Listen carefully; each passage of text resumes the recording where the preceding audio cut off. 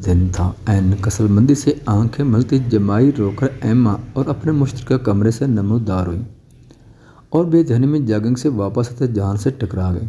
जहान ने उसे सीधा खड़ा किया। नींद में तो नहीं चल रही तुम? ऐन ने बगैर जवाब दिए बुरा सा मुंह बनाया। सुबह के 8 बज रहे थे। एम्मा किचन में नाश्ता बनाने में मसरूफ थी। ऐन को किचन में देखकर मुस्कुराई। ये सुबह सुबह तुम्हारे मुंह पर 12 क्यों बाज रहे हैं? नानो सर से ही नींद नहीं है, जिसम सारा अकड़ गया, सर भी दर्द हो रहा है। चलो मुंह हाथ धो लो, नाश्ते के बाद अच्छी सी चाय पीते हैं, सर दर्द भाग जाएगा। वो सुस्त से किचन शेल्फ से उठी और फ्रेश होने चली गई। जब वो वापस आई तो एम्मा नाश्ता टेबल पर लगा रही थी। जहान पहले से ही वहाँ मौजूद था। ऐन ने उसके साथ जगह संभाल ली। जहान ने उसकी नाक 2 उंगलियों में दबा दी। तंग आकर ऐन ने उसके हाथ पर थप्पड़ मारा। नानो भाई तंग कर रहे हैं। जहाँ ना छेड़े उसे। एम्मा ने घूरी डाली तो वो मुस्कुराकर सर झटक गया। अब आप इस बंदरी की कुछ ज़्यादा साइड नहीं लेती? हाँ तो आप जल रहे हैं क्या? ऐन ने शरारती मुस्कुराहट से कहा तो जहान ने उसके सर पर हल्की सी चप्पल लगाई। खुशगवार माहौल में नाश्ता किया गया। ऐन ने बर्तन उठाकर सिंक में रखे, दुपट्टा गले से निकालकर साइड पर रखकर बर्तन धोने में मसरूफ़ हो गई। हाँ भाई, अब आपने तंग किया तो मैं आपके ऊपर पानी फेंक दूंगी। किचन में आहट महसूस करके उसने बगैर देखे कहा, अजी हम दिलो जान से पिटने को भी तैयार हैं, शर्त यह कि मारने वाले आपके नाजुक हाथ हों। तौसीफ उसकी गहरी निगाह से देखता कह रहा था, जो इस वक्त वाइट हाफ स्लीव शर्ट और वाइट ही मिनी स्किट टाइट्स में मलबूस बालों को रफ जोड़े में बांधते हमेशा की तरह बहुत खूबसूरत लग रही थी। नानो कोई घर में घुस गया है, जल्दी है। उसे नागवारी से देखकर कंधे पर दुपट्टा डालकर उसने चिल्लाकर कहा तो एम्मा फौरन दौड़ी चली है। किचन के दरवाजे पर तौसीफ को देखकर उन्होंने बमुश्किल नागवारी छुपाई। खैर थी, इतनी सुबह सुबह आ गए। इसलिए वो लाउंज तक आई और संजीदगी से पूछा तो वो कमिनगी से हंसा। अरे आप तो भूल ही गई, फिर से दोहरा लेते हैं। इस नाजुक बोल बोल पर मेरा दिल आ गया। अब आपके लिए बेहतर यह है कि इसे मेरे हवाले कर दें। भाई कभी तो बयाना है ना, तुम अपनी बकवास बांध रखो। मैंने पहले भी कहा था कि तुम जैसे इंसान से मैं अपनी बेटी का रिश्ता हरगिज़ नहीं करूँगी। और अभी वो बहुत छोटी है, जहान को भी इस बात का नहीं पता, वरना तो वो मारा वो हाशिर करेगा कि। इतने में जहान हाथ में कुछ प्लास्टिक बैग्स पकड़े घर में दाखिल हुआ। हैरत से अपने चचा जहाद को देखकर बैग्स किचन में रखते उससे मुसाफिया किया। लीजिए भाई साहब भी आ गए। अब उनके सामने ही बात हो जाए तो अच्छा है। बात करते उसकी नजरें किचन की तरफ थी। जहान ने कुछ ना समझते उसकी नज़रों के ताक़ुब में देखा तो गुस्से से मुट्ठी भींच ले। किचन में ऐन नीचे झुकी फर्श से कुछ उठा रहे थे, जिससे उसकी टी शर्ट कमर से थोड़ा सा खिस्से कर उसकी कमर का कुछ हिस्सा दिखा रही थी। ऐन जाओ अपने कमरे में। जहान गुस्से से धड़ा तो तौसीफ हट बढ़ा गया। ऐन जल्दी से किचन से निकलती कमरे में घुस गई। हाँ तो क्या कह रहे थे तुम? जहान ने उसे तीखी नज़रों से देखते हुए पूछा। जहान ये ऐन का रिश्ता मांगने आया, एक दफ़ा पहले भी आया था, मैंने मना भी किया लेकिन ये फिर आ गया। जान जब्त खोकर उठा, उसे गिरबान से पकड़कर खींचा। बेघरत इंसान, तुम्हारी हिम्मत कैसी है हमारे घर आने की? तुम जैसे नशेई के साथ मैं अपनी बहन का रिश्ता करूं? जान उसके मुंह पर धड़ा तो तौसीफ ने बहुत मुश्किल से अपना आप उससे छुड़ाया। जान मार पीट मसले का हाल नहीं है। एम्मा ने उसे ठंडा करना चाहा। नानो आप बीच में मत बोले। जान उसे दरवाजे की तरफ धक्का दिया और कहा, आइंदा अपनी शक्ल भी ना दिखाना, वरना भूल जाऊंगा कि तुम मेरे कुछ लगते हो। साले साहब वैसे एक बात समझ में नहीं आती, वो आपकी बहन कैसी होगी? मुंह से कह देने से कोई बहन तो नहीं बन जाती ना। कहीं ऐसा तो नहीं कि आपका दिल उस पर आ गया इसलिए आप मेरी बात पर इस तरह भड़क रहे हैं? तौसीफ ने कमिनगी से मुस्कुराते हुए कहा तो जहान ने एक जोरदार घौंसा उसके जिबड़े पर दे मारा। निकलो यहाँ से। जहान ने धड़ते हुए कहा, उसे दरवाजे की तरफ धक्का दिया। याद रखूँगा मैं ये सब, और अगली दफ़ा अपने माँ बाप के साथ आऊँगा। देखता हूँ कैसे नहीं उसे मेरे हवाले करते तुम लोग। बकते हुए वो 9-2-11 हो गए। वापस लॉन्ज में आकर उसने नाराज़गी से एम्मा को देखा। आप मुझे बता नहीं सकते जब वो पहली दफ़ा आया था, मैं तब उसका मुंह तोड़ देता। हाँ क्या फ़ायदा तुम्हें बताने का, मार पीट से मसले हल नहीं हुआ करते। वैन को खुदा न खास्ता कुछ कर डाले तो फिर बेटू की इज्जत पर एक बार हर्फ आ जाए तो सारी ज़िंदगी के लिए उसके लिए मसाइल पैदा हो जाते हैं। तो मैंने बातों को नहीं समझते।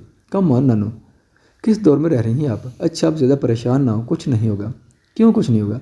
कल कला को वो 2-4 आदमियों को साथ लिया तो क्या इज्जत रह जाएगी तो हमारी और ऐन। उसके बारे में सोचा वो किस कदर मुतासर होगी उस सब से।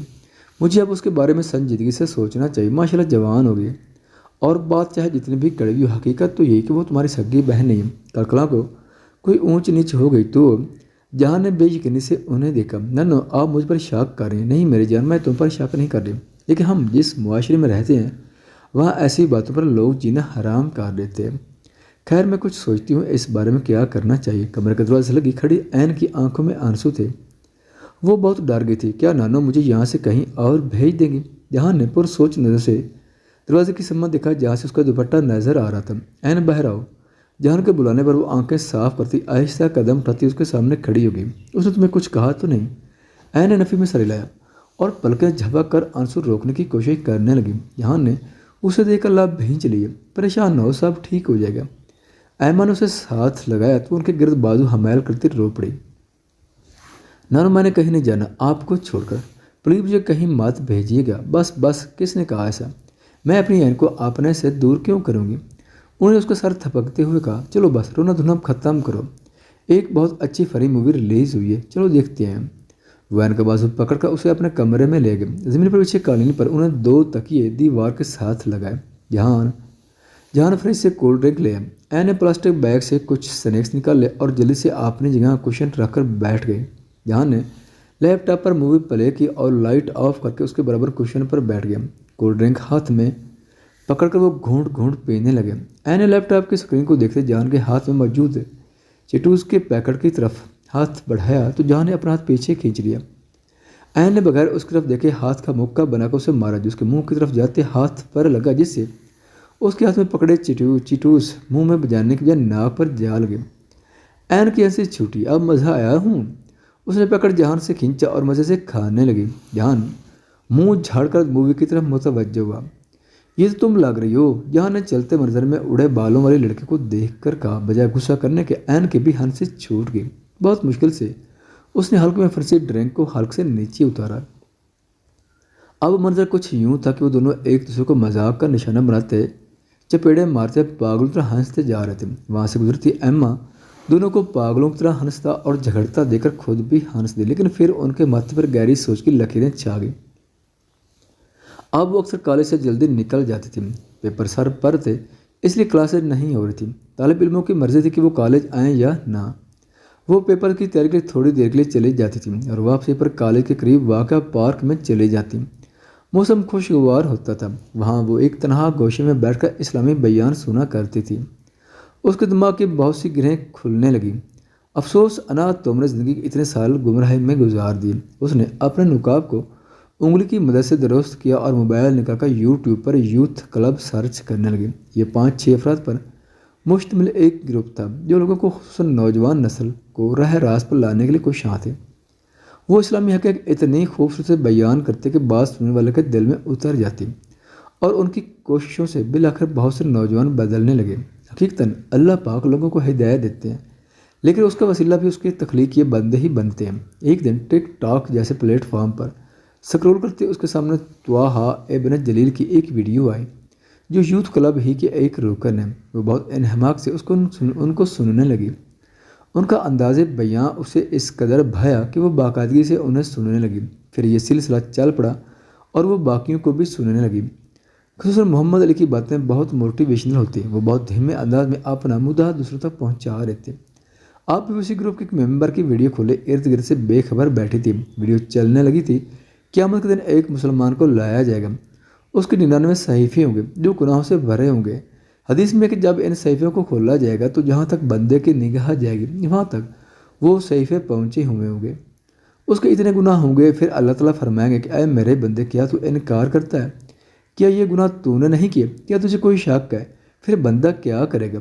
پھر اللہ پاک مزید فرمائیں گے کہ کیا میرے لکھنے والوں نے کوئی غلطی تو نہیں کر دی لکھنے میں؟ بندہ کہے گا آج میں گیا۔ وہ کہے گا کہ یہ سب میرے ہی کرتوت ہے، میں نے ہی کیا ہے۔ پھر اس سے کہا جائے گا کیا تیرے پاس کوئی عذر ہے جو گناہ تو نے کیے یا تو نے کوئی ایک نیکی کی ہے؟ اس وقت بندہ اتنا پریشان ہوگا کہ اسے یاد نہیں آئے گا کہ اس نے کوئی نیکی کی بھی ہے یا نہیں۔ اللہ اس کو یاد کروائیں گے کہ کیوں نہیں، تیری ایک نیکی ہمارے پاس ہے جو تو نے دنیا میں کی تھی۔ اور پھر اسے کہا جائے گا کہ دیکھ میرے بندے، تجھ پر آج ظلم نہیں کیا جائے گا۔ اور پھر کیا ہوگا؟ ایک کارڈ نکالا جائے گا جس پر لکھا ہوگا لا الہ الا اللہ۔ پھر اللہ پاک فرمائیں گے میزان لگاؤ، آج وزن کیا جائے گا۔ ایک پلڑے میں اس کے 99 صحیفے رکھو اور دوسرے میں یہ کارڈ رکھو۔ بندہ پریشان ہو کر کہے گا اے میرے رب، جہاں 99 گناہ سے بھرے صحیفے ہیں وہاں ایک کارڈ کیا کرے گا؟ اللہ فرمائے کہ میزان سیٹ کرو۔ حدیث شریف میں ہے کہ نہ صرف کارڈ کا پلڑا بھاری ہوگا بلکہ وہ صحیفوں کو اڑا پھینکے گا۔ سبحان اللہ۔ پھر اسے کہا جائے کہ جنت میں داخل ہو جاؤ، اور ایسا صرف تب ہوگا جب بندے نے دنیا میں لا الہ الا اللہ کو توبہ کے ساتھ جوڑا ہوگا۔ تو میرے بہن بھائیو، لا الہ الا اللہ کو ہلکا مات لیں، توبہ کے دروازے کھلے ہیں، اللہ آپ کا منتظر ہے۔ اللہ کی طرف لوٹ جائیں اس سے پہلے کہ موت آپ کو آ دبوچے۔ اناس اس سے رونے لگی، کتنا مہربان ہے رب، اللہ انسان سے کتنی محبت کرتا ہے، اور ہم کیا کرتے ہیں؟ اس کی نافرمانی کرتے ہیں۔ کیا انسان کو اس دن سے خوف نہیں آتا کہ جب وہ سوئے گا اور جاگنے پر اپنے آپ کو مرا ہوا پائے گا؟ کیا قبر میں وہ کہہ سکے گا کہ میں نے فلاں حکم کو نہیں مانا؟ تب بندہ گڑ گڑائے گا، فریاد کرے گا اے اللہ مجھے دنیا میں واپس بھیج دے، بس کچھ وقت کے لیے، میں کبھی تیری نافرمانی نہیں کروں گا، میں اپنی زندگی سجدے میں پڑے گزار دوں گا، لیکن تب بہت دیر ہو چکی ہوگی۔ لوگ کہتے ہیں کہ دیکھا جائے گا، جب قیامت کا وقت ہوگا تو دیکھا جائے گا، جب ہتھوڑے پڑیں گے تو دیکھا جائے گا، جب جہنم کی آگ میں جلنا پڑے گا تو دیکھا جائے گا۔ افسوس ہے ایسے لوگوں پر جنہیں دنیا کی زندگی نے دھوکے میں ڈال رکھا ہے، اور پتہ ہے دنیا کیسے دھوکے میں ڈالتی ہے؟ جب انسان اللہ کو بھول کر دنیا کی رنگینیوں اور عیش و عشرت میں کھو جاتا ہے۔ کبھی سوچو تو صحیح کہ کیا تمہارے پاس ایسے اعمال ہیں جو روز قیامت تمہیں اللہ کے غضب سے بچا سکیں؟ ابھی بھی وقت ہے، لوٹ جاؤ، اللہ کو تمہاری واپسی کا انتظار ہے۔ وہ تمہارے گناہوں کو اس طرح صاف کر دے گا جیسے تم نے کبھی کیے ہی نہیں۔ وفی انفسکم افلا تبصرون، میں تمہارے اندر ہوں، تم کیوں نہیں دیکھتے؟ And in yourself then why you not see. اپنے بیت آنسوں کو پوچھ کر اس نے تشکر سے آسمان کی جانب دیکھا، اس کے دل کے گرد جمی گرد ہٹنے لگی تھی، اس کے دل کا مرض بھی ختم ہونے لگا تھا، بالآخر سب ٹھیک ہونے لگا۔ بے شک اللہ تو نے ہی مجھے ہدایت دی، میں تو کسی قابل نہیں تھی، مجھے ہدایت پر قائم رکھنا۔ موبائل کو پرس میں ڈال کر وہ اٹھی اور نظریں جھکایا پارک کے گیٹ سے نکلتی چلی گئی۔ اور بے شک اللہ جسے چاہتا ہے چن لیتا ہے۔ میری رات دن میں چھپی چھپی، میرا دن چھپا کسی رات میں۔